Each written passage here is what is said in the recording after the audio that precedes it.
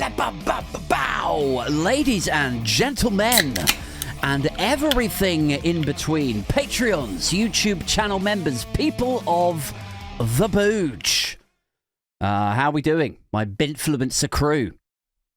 What's going on? What's the happy haps? Welcome to episode 384. I want to say I really should start looking up the episode numbers before I start recording, shouldn't I? I should do some prep, I think. You know, like I've said this before, but like I worked very hard to make this show, to make these podcasts, and indeed the paper reviews appear a bit rough around the edges, a little bit punk rock, right? But occasionally I've been known to put in a little bit of prep. And maybe that should include working out what episode number. Do people even care about the episode numbers? There's a question for you. Does anybody actually look at the episode numbers like, oh, he's on 382? Is he on 385 or whatever we're on? Do people look at that and go like, there's some social proof in that? You know, he's been doing this for a while. So that must mean that it's worth checking out, you know, if he's survived this long. But it could also mean that I am completely delusional and incredibly lonely, couldn't it? It could mean that I'm still doing this after 380 episodes. Anyway, what's going on in the news? I suppose we should, we should start with some Trumpy stuff with a little bit of MAGA. Perhaps the latest news at time of recording is, of course, that Donald Trump has dropped the F-bomb. People. Far be it from me to criticize anyone for their language. You know, I'm not exactly averse to some colourful old Anglo-Saxon terminology and vernacular. You know, it's fine if you want to drop the F-bomb. I say, fucking go for it. I say that's, you know, your prerogative. But I do think it's interesting, isn't it, that somebody who, unless I'm mistaken, I don't think he's ever been on camera before dropping that. I mean, I know he's had a hot mic. He's had a hot mic or two. He's said some unfortunate things that you might be more likely to hear down a British Legion or, you know, out with some sailors in New York. He's said some things before. But mostly caught on a hot mic. Mostly not, you know, deliberately the kind of shit, you know, that he wants to put out. It's not by design when he says that stuff and people hear it, hear his voice saying it. But this time he's on camera. This time they're asking him a question and he says, let me see if I can get it up here. Hold on. I didn't like plenty of things I saw yesterday. I didn't like the fact that Israel unloaded right after we made the deal. They didn't have to unload. And I didn't like the fact that the retaliation was very strong. But in all fairness, Israel unloaded a lot. I mean, here is the thing about this, is it's well established now that Donald Trump did not coordinate a peace plan. It was not... There was no ceasefire plan that was even agreed. It was all in his head. It's all like... I would like to thank everybody for this monumentous peace plan, ceasefire that we've all agreed. Israel and Iran, Iran. I don't know how he pronounces it. We've come to a monumental, historic, the best peace deal that's ever been arranged. And I was there as your Nobel Peace Prize nominee, aspirational Nobel Peace Prize recipient. But nobody, like, immediately people were like, this hasn't been agreed. What the fuck are you talking about? Like, nobody's... You've imagined it, Donnie. None of this ever happened. And now I hear Israel just went out because they felt it was violated by one rocket that didn't land anywhere. What do we think, guys? Do we think Israel really felt that it had been violated? That the peace deal had been violated? Or do we think they just didn't want a peace deal at all? And actually there never was a peace deal. What do we think is more likely there? That Benji, who has a rich track record of not adhering to his own ceasefires, some 300 times in Gaza. Do we think this time he's telling the truth, or do we think that actually he just never wanted to have any peace here? Like he's been gunning for a war with Iran for this whole time. Now he's finally got one. Do we really think he's going to give it up? He's not going to give it up, is he? Like, why would he give it up? He needs there to be, like, ongoing war. His approval ratings are in the toilet. They were definitely down south before that whole, kidnapping of the hostages, the festival, dragging them back into the Gaza Strip. Before all of that happened, Netanyahu was kind of, not looking too good for old Benji. Now he's got Gaza. He gets to cling on to that until we get the hostages back, which he shows no sign of actually wanting to get them back. Breaking his own ceasefire, and now he's got Iran. Like, why would he give these things up? He needs these things to keep on going, to stay in power, and to avoid the repercussions of having that warrant issued for him from the International Criminal Court. Like, he has to keep this going. One rocket that didn't land anywhere. That's not what we want, I'll tell you. And I'm telling you, I'm not happy about that, Israel, either. He's not happy about it, Benji. He's not happy about it. Interestingly, he was pretty happy about it all, wasn't he? He spooled back like only about 3 or 4 days ago. He was threatening Iran. He was backing Israel to the hilt. And then my theory here's my theory. See what you make of it. I think Putin, who is actually Donnie's boss, we've covered this, we've been through this many times. I think Vladimir Putin, who is actually Donnie's boss, be that through a compromat, like he's got something on him, or maybe there's some sort of financial deal there, I don't know. But I think Putin let it be known that because Russia are like arm in arm with Iran, like Russia really don't want Iran to be bombed, then a message was sent to Donald Trump to be like, oh, you better fucking pull your finger out, fix this.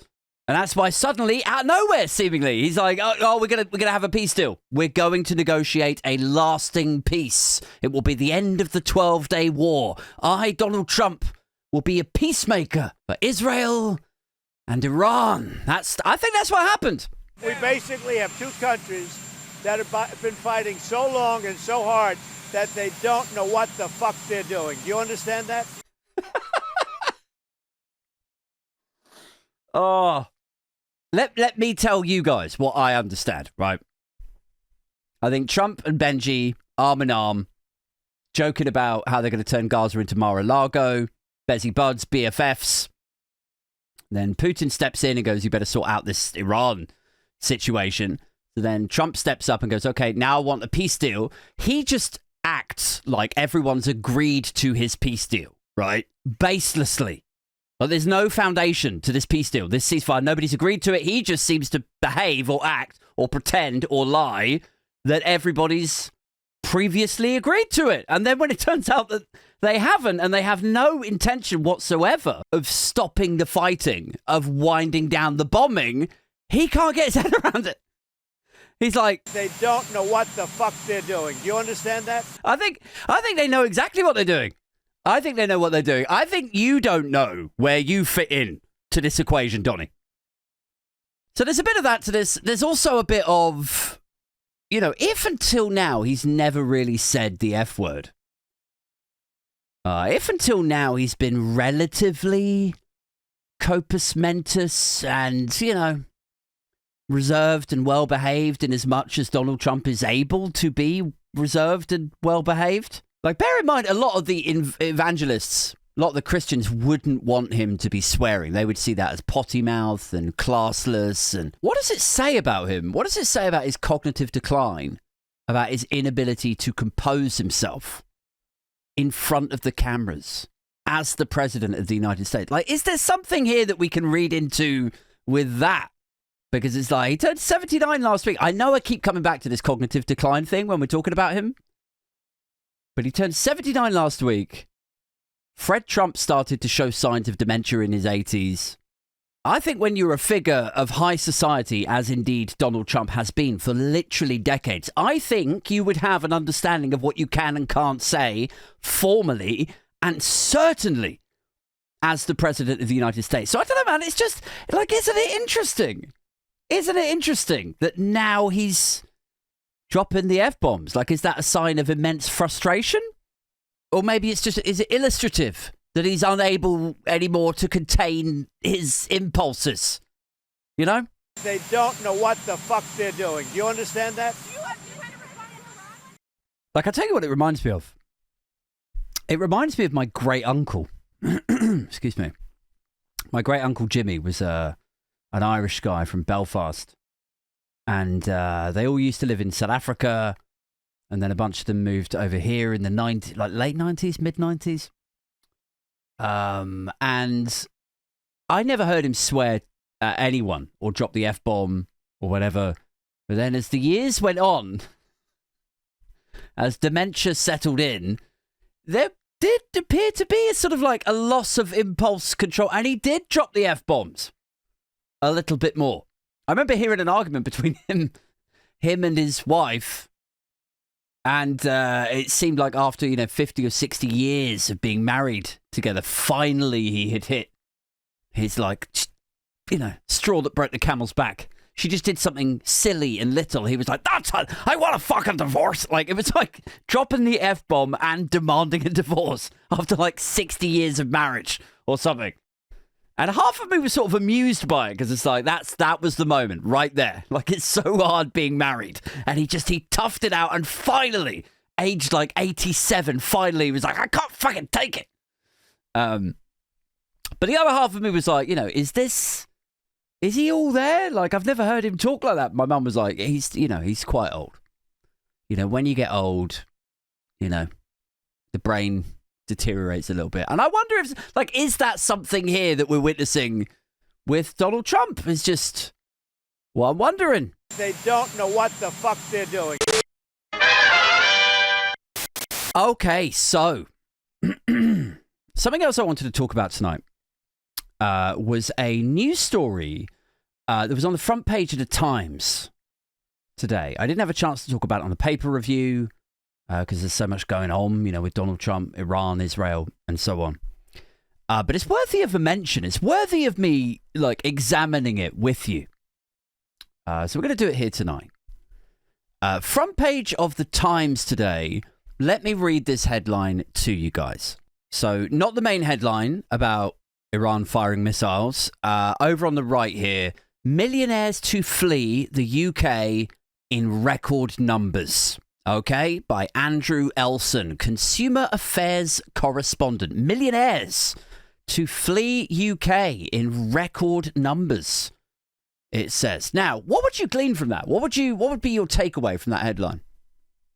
Guys, millionaires to flee UK in record numbers. You would be forgiven for thinking that means loads of UK millionaires, the wealthy, the super wealthy, investors, entrepreneurs, lottery winners, all of them are just like, you know what? I've had enough. Consider myself a patriot. This country's been very good to me. But I've been looking at Rachel Reeves' tax policies, the NI, the VAT on private schools, the inheritance tax changes. And I've decided it's just not going to work for me. So I'm packing up my bags. I am leaving. That's what you would glean from this, right? Millionaires to flee the UK in record numbers. And if we read a little bit, Britain is on track to lose a record 16,000 millionaires this year as tax increases and falling economic confidence drive wealthy residents abroad. The Exodus is part of a historic wave of wealth migration, with multiple countries competing for talent and capital, according to the latest Henley Private Wealth Migration Report, guys. All right, so the implication here on the front page of the Times, and it is by no means exclusively the Times that do this. All of your least favourite right-wing newspapers are all churning out the exact same narrative, which is Rachel from accounts. Rachel Reeves' tax policy, the NI increase, the VAT on private schools, the abolition of the non-dom policy, like all of these changes to policy. The inheritance tax was another one. All of these changes to tax policy that do tend to hit the wealthy and the super wealthy more are driving the UK's rich abroad. The UK's investors, entrepreneurs, and whatever would we do without the rich? That's the implication. That's the narrative that's being woven here. Okay?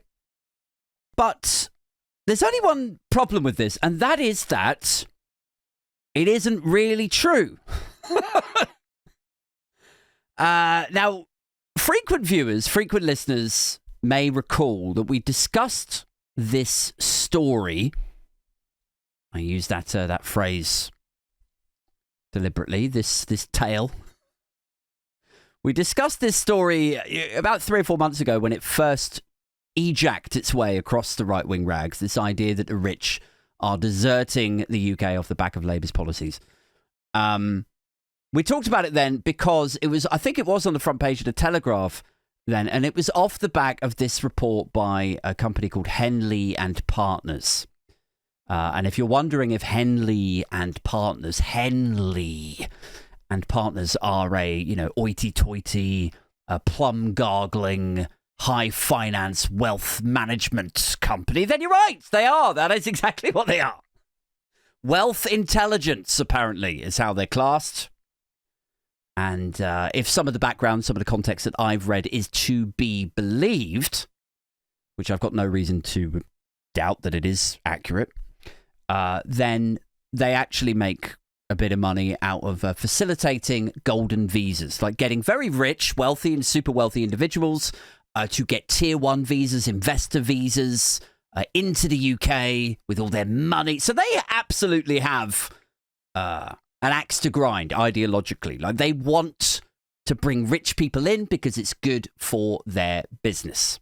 So they bring out this report, right? The Henley Partners report, wealth management report, or wealth migration report, whatever the fuck it was, 3 or 4 months ago.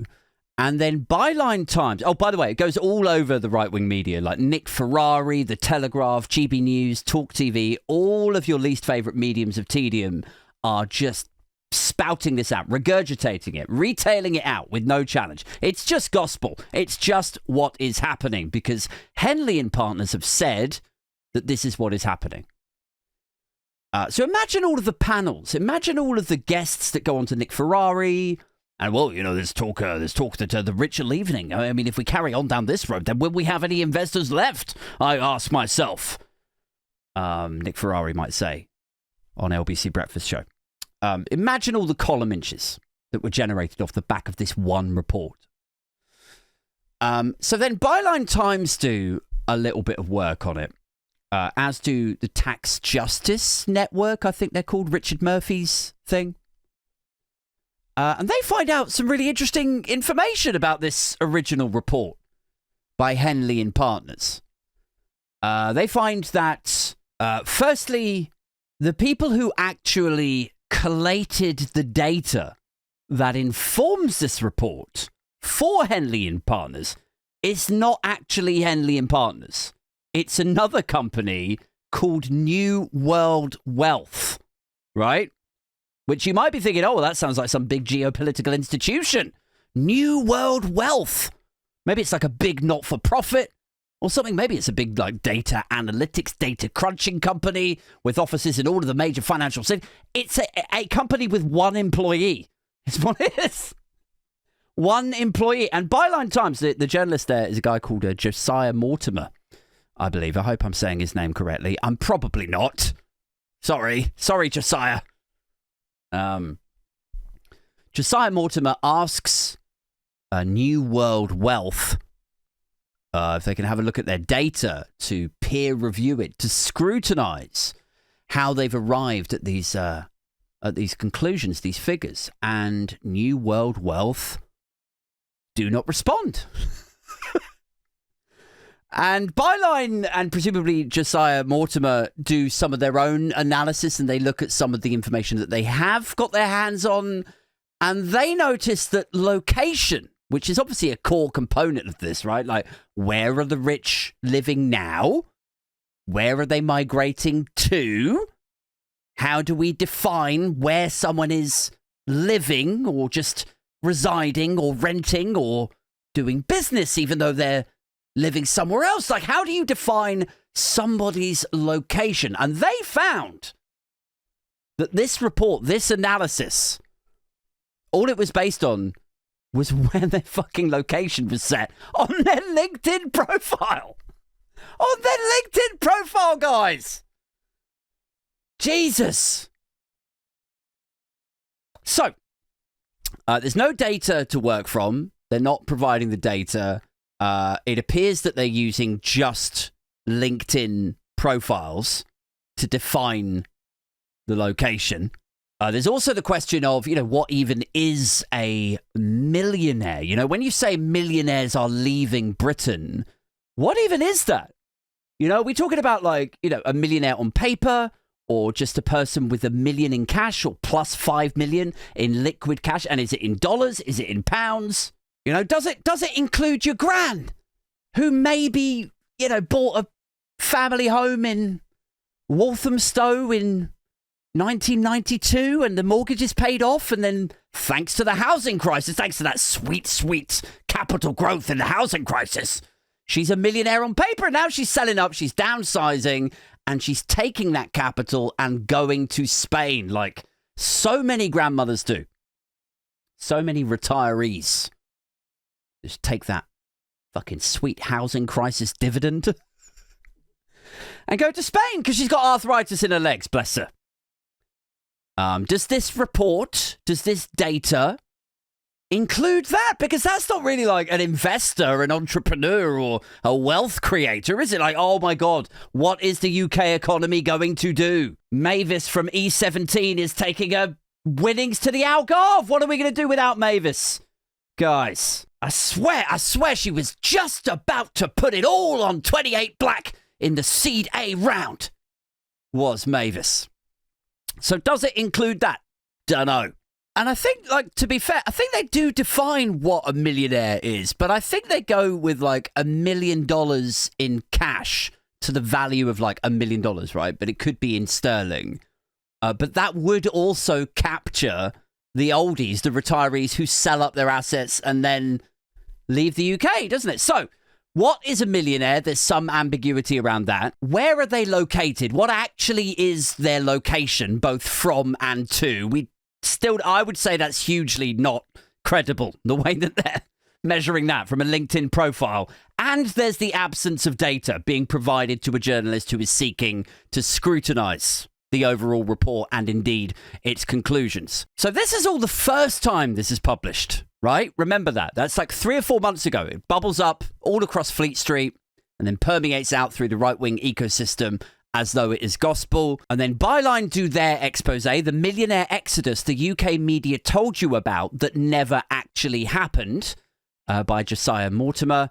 It says the equivalent of 30 stories a day were published about an exodus of wealthy people that a new study finds was non-existent. And the reason that they say that is because actually percentage-wise, according to Byline's numbers, once you crunch the numbers, the number of people leaving the UK was actually found to be, basically 99.7% of UK millionaires are staying. There's not some big exodus. 99.7% are not leaving, according to Byline. And they're carrying the Tax Justice Network, the Richard Murphy figures. And it's all over Byline and exploded all over Twitter. Oh, here we go. Here's another example of the right dreaming up a sort of narrative.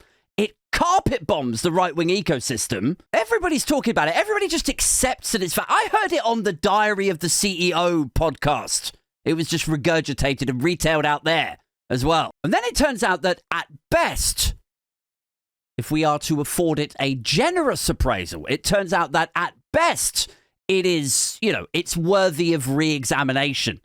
It's worthy of us. Maybe, if New World Wealth, or whatever they're called, if they're feeling nice and friendly, it would be worth them sending over some figures so somebody else can peer review it, right? It's worth further scrutiny, is what normal, sane, rational people might conclude at that point. But then, today, this morning, The front page of the Times. Pretty much the exact same headline again. Millionaires to flee the UK in record numbers. And again, it's off the back of a Henley and Partners report. And I was like, am I going insane? You know, is it me that's suffering from cognitive decline? It's not Donald Trump. Is it me that's being forgetful or imagining things that never happened here? That I'm now trying to hold people to them in that Trumpian way. Did I dream that they already put out report and other people scrutinized it and effectively, in my opinion, debunked it? Because I'm sure I remember seeing that happen. I'm sure the Times wouldn't regurgitate the same report by the same company after Richard Murphy, the Tax Justice Network, and Byline Times had ripped it to pieces the last time. I'm sure they wouldn't have done that twice, right? You wouldn't want to look stupid, would you? And so I was incensed, guys. I was like, this is fascinating. This is like, so I went on Twitter, right? I'm always talking about how I don't really go on Twitter anymore. But this drove me back there. So I popped this tweet up. To the journalist in question. His name is Andrewelson. And I said, here you go. You got the tweet up on the screen if you're watching this. I said, hi, Andrewelson, with the greatest of respect. Because you know what? Like, let's go in nice. Let's be civil. Let's not be combative. Just because it's X. Just because it's X doesn't mean you have to go in all guns blazing. You know, I know we all have some feelings about Rupert Murdoch and the Murdochian right. The press that he owns. But the Times is actually a pretty good paper. I think the journalists who work at the Times are probably pretty good. So anyway, let me take you back to the tweet that I sent him. I said, hi, Andrewelson. With the greatest of respect, why are you on the front page of the Times channeling another Henley and Partners report about the rich leaving when Josiah Mortimer already debunked that idea the last time for Byline Times? Like, because to me, I'm like, what? Like, are we really going to do this dance again? Are we? Because I have a real thing about the right, about the Crayola right, about the media right doing this thing where it's not designed to win the argument. It's not designed to be statistically or logically sound and for it to survive scrutiny. When you see these PR-led or think tank studies plastered across the front page of the Times or the Telegraph, actually what they're there to do is to inject that idea into your mind. It's like soft lobbying. And they fully understand that at a later date, they might get corrected or pulled up on whatever. But by that point, it's too late. By that point, Nick Ferrari, Talk TV, GB News, all of them have all talked about it and expanded on it and taken it as gospel. It's not about winning the argument. It's about the messaging for the day. That's it. Just get the idea out there and help it permeate the broader messaging, which is Labour hates success, they can't be trusted with the economy, and the rich are leaving. That is what this is. So I was like, why have you put another Henley report out when Josiah Mortimer for Byline has already debunked it? I continued. I said, did Josiah or Byline get something wrong?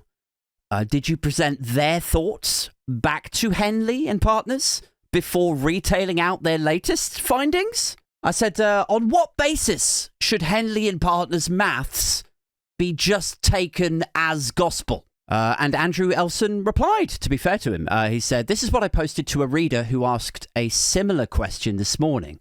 I would add that I did read the Tax Justice Network's critique of the Henley analysis, although I don't agree with it.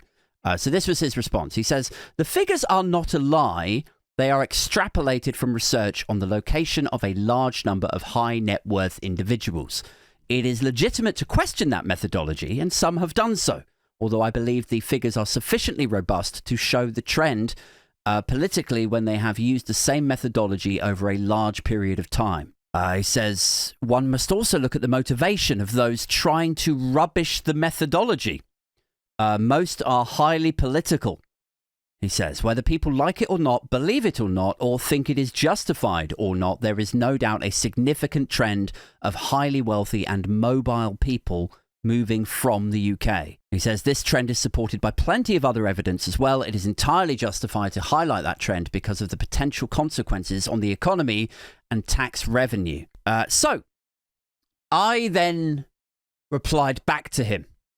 I said, Andrewelson has kindly responded, and my thoughts now are in this thread, one by one below. So I'm going through his responses, like through his ideas, piece by piece. So he says, the figures are not a lie. They are extrapolated from research on the location of a large number of high net worth individuals. I said, research by Henley is based on location. But I said, Byline highlighted that location actually just means where they say they are on LinkedIn. Like, is LinkedIn reliable? Is social media in general? How many of those reading this tweet right now might actually be in St. Petersburg? You know, if I say that I'm in Dubai, have I officially left Britain? You know, I might just be looking for work in Dubai. I might have just changed my LinkedIn thing to Dubai to attract Dubai investors to me. Plus, the same could be true of people who change their location to London. Like, that could distort the figures. Or what about the people who go and do a contract in Dubai, but actually, truly, really, they're still British citizens, right? There's so many scenarios where just a LinkedIn location is not going to cut it. I quoted the bit where he says, one must also look at the motivation of those trying to rubbish the methodology. Most are highly political. I said, in questioning the motivation of those scrutinizing the report, implying that there is bias, labeling them highly political, should we not also consider that Henley and Partners, who are reportedly making money out of attracting rich people to Britain and facilitating their golden visas, might also hold a bias? You know, I was like, are people who lobby for a fairer tax system that might effectively tax wealth and assets, are they the only ones with an ideological axe to grind? Are they? It's just us on the left, is it? Like that. Are wealth intelligence firms paragons of neutrality on the bias leaderboard now, I asked.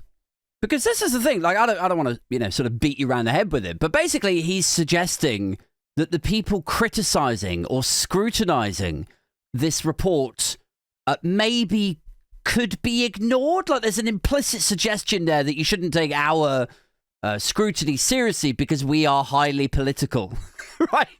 Or that the Tax Justice Network or that Byline Times are highly political. And I'm saying, with respect, is this wealth management company not political?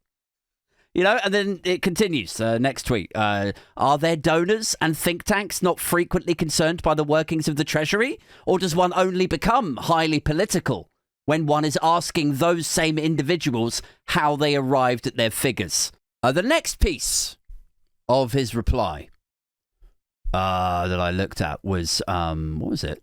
I have done so, although I believe the figures are sufficiently robust to show the trend, particularly when they have used the same methodology over a large period of time. He said, I was like, point 3, putting faith in a report that has been produced by Henley and Partners because they've used the same modelling or methodology for years feels off to me. As Josiah highlighted in his piece for Byline Times, the reports are actually commissioned by New World Wealth, who have one employee and do not, at least yet, as far as I know, publish their data for peer review and further scrutiny. Which is to say, if you want to just really put simply for you, because I am essentially reading a half-technical conversation between me and the Times journalist here. But basically what I'm saying to him is like, if you want to give them props and support and praise for using the same methodology for years and years, fine. But why won't they show us the data then? I've never seen a maths teacher award a kid an A without checking their homework, is what it feels like. Fourth point. I sent back to him. If we assume the Exodus, their word, not mine. If we assume that the Exodus, which Tax Justice and Byline found, amounts to less than 1% of millionaires, but which also aligns with broader EU trends, which basically means, the super rich are generally migrating from Europe, from the entire continent, more broadly. Doesn't, like those two things, less than 1%, but the ones that are leaving are in line with the rest of Europe, doesn't that suggest that the headline, millionaires are fleeing UK, is a bit misleading? Because I was like, are millionaires leaving? Some, yeah, perhaps. But not lots, by the looks and sounds of things. Certainly not sufficient to warrant panic. Are they leaving Britain specifically? Exclusively? Leaving the UK in higher numbers than comparable economies? It doesn't sound like it. I said further, what if we switch it round? If millionaires were arriving in London, coming here at the same rate or along the same trends as Berlin and Paris and Rome and Amsterdam, would the Times then be running headlines suggesting that the UK was some sort of standout business success story? Like, I would expect that they wouldn't. Anyway, look, I'm not going to regurgitate the entire tweet thread. There was a bit of back and forth, and actually it was pretty civil. I think he seems like a pretty all right guy, Andrewelson. It didn't descend into the usual, Twitter, X, back and forth, and then I start calling him a Nazi and he calls me a libtard. Like, it was none of that, fortunately. And I closed it off. I said, I hope you don't think that any of this was like snarky. Now that I'm reading it to you guys, it does sound snarky because of how I'm reading it and just because of who I am as a person and how bitter I sound. But I said, this is coming from a good place, right? I don't personally believe that millionaires are fleeing the UK by some alarming, jarring rate. I don't think that's happening. And I also don't think, and I said this to him, I also don't think it's got really much to do with VAT on private school fees or inheritance tax or NI adjustments or anything else that's been raised as some sort of contributing factor over the last few months. Really, actually, if you follow the data back, what you find is that we had a net plus, like we were attracting investors, attracting millionaires, wealth creators, engineers, entrepreneurs. We were attracting them. We had a surplus of new millionaires arriving, if that's your thing. But you know what stopped it? You know what stopped that flow of millionaires arriving in the UK? It was Brexit. It's like a graph that goes up and up and up. And then at 2016, all of the rich people are like, you know what? Maybe fuck Britain. Maybe fuck the UK for a little bit. Doesn't sound like they're really on board with business and globalists and globalization and banks and investment. It sounds like they want to do their own thing. So yeah, maybe we'll set up shop in Berlin and, Paris or Singapore or wherever else. Anyway, so that was fun. What's a story that we can round off quickly with tonight, guys?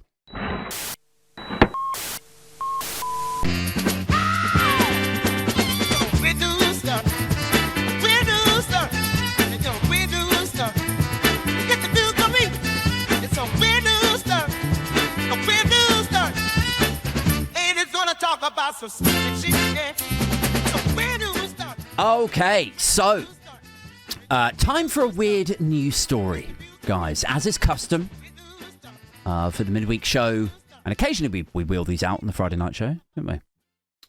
It's time for a weird news story. This is one, it is a bit weird, but it's not some guy going apeshit with a loaded revolver in Iowa. It's not, what was the other one? One of the ones from like a few months ago. The guy gets drunk, drives his like 18-wheeler truck into the strip bar in Vegas or something. Like, they're usually a bit kooky. They're usually very Americana, aren't they? Or the guy that went into the lagoon with the alligator, got bit by the alligator, runs out, grabs a thing, charges at the cops, then gets shot. That was one a couple of weeks ago. You get the idea. Weird news stories. This one is not America. This one I found on BBC News, guys. Check this out. Best place to have herpes. New Zealand advert wins top prize. Guys, it's the best place to have herpes. New Zealand, apparently. They've got a little screenshot of it here. The New Zealand Herpes Foundation. So it's not the Auckland Tourist Board. It's not a very, unexpected way of trying to get people to New Zealand. It is actually something to do with the charity. It's interesting. It's an interesting angle, isn't it? The best place in the world to have it. Like, you don't want it. Nobody wants it. But if you do have it, this is the place for you. It's like advertising the country as though it's fucking A&E, as though it's Casualty. It's like, look, nobody wants some fucking crossbow arrow shot through their skull, straight through your eyeball. Nobody wants that to happen. But if you do have a crossbow arrow shot straight through your skull, this is the best place for you. You couldn't ask for a better place to be than Casualty. Please come visit Casualty. Let's take a look, shall we? It's the best place in the world to have herpes. New Zealand advert wins top prize. I'm pretty sure that's an Aussie accent, isn't it, rather than a Kiwi one. It's got a picture of it here. www.thebestplaceintheworldtohaveherpes.com. Guys, let's read it, shall we? To fix our national pride, the solution is obvious. Herpes is what it says. I swear to God it says that. To fix our national pride, the solution is obvious. Herpes. A lot of Brits would say, fix the national pride, wave the flags more. St. George's flags. And then a lot of us would say, well, there's a bit of stink on it, because of the history, the 1980s, the EDL, National Front, the violence, the racism. So there's always, so if you want to increase our national pride, maybe you got to think outside the box, right? The solution is obvious. Herpes. Anyway, to fix our national pride, the solution is obvious. Herpes. That was the pitch made by the charity New Zealand Herpes Foundation last October when it launched a campaign to make the country the best place to have the infection. That campaign has been a roaring success, winning a top prize at this year's Cannes Lions Awards, which recognise excellence in the creative industry. It says the campaign, which aimed to destigmatize herpes via a faux tourism advertisement video, was awarded the Grand Prix for Good, a category that seeks to highlight work by non-profit organizations and charities. I think if you want to destigmatize it, you need to rebrand it. It needs a new name, doesn't it? It's the name that's the problem. It's the herpes. I've got herpes. It sounds like a little creature, a little crawling thing like down in you. I know it's a bit, disgusting. You're probably wincing as I'm saying this, but that's the thing. It's the word. It makes it sound like you've got little. I've got herpes, plural, down there. I'm sorry. Actually, let me update you. We have herpes down there. That's the problem. If you called it something nice, something positive, when your one night stand comes rapping on your door, bang, bang, bang, bang, bang. What the fuck is this? What are these? Down here, what have you given me? And then you say, I've given you the love bumps. Maybe that's not so. It's not so phonetically, hourly assaultive on the senses, is it? I've given you the love bumps, babe.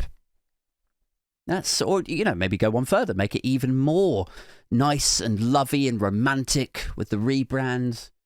What are these? What have you given me? Oh well, they go by many names, but I like to call them the Je fais la quoi. Like if anybody told you that they gave you something called the Le Je fais la quoi, I'd be, I'm not saying I'd be thrilled still, but it would be more palatable to the ears. Je fais le quoi is infinitely more pleasant to hear that you have that than fucking herpes. You've got herpes. Guys, tell you what, there's no end of confusion from my neighbours who can probably hear every word that I'm saying. They hear some of the stuff that I say to myself in this cabin. Let's continue, shall we? It says the video in the campaign, the video starred Sir Graham Henry, the former head coach of the National Rugby Union team. In it, he touted past successes of New Zealand and lamented its diminishing sources of national pride, such as an embarrassingly low sheep-to-human ratio and pies that are pushing $7. He says, we need something new to be proud of, something big and brave to put us back on the map. Mr. Henry said as he scrawled the word herpes in all caps on a chalkboard. It's time for New Zealand to become the best place in the world to have herpes, he says. And, yeah, I'm not really sure what to say about that. I suppose if I had more time, I would sit out here and I would think about, what are some other really unfortunate things that then in the UK we could market as like, oh, this will...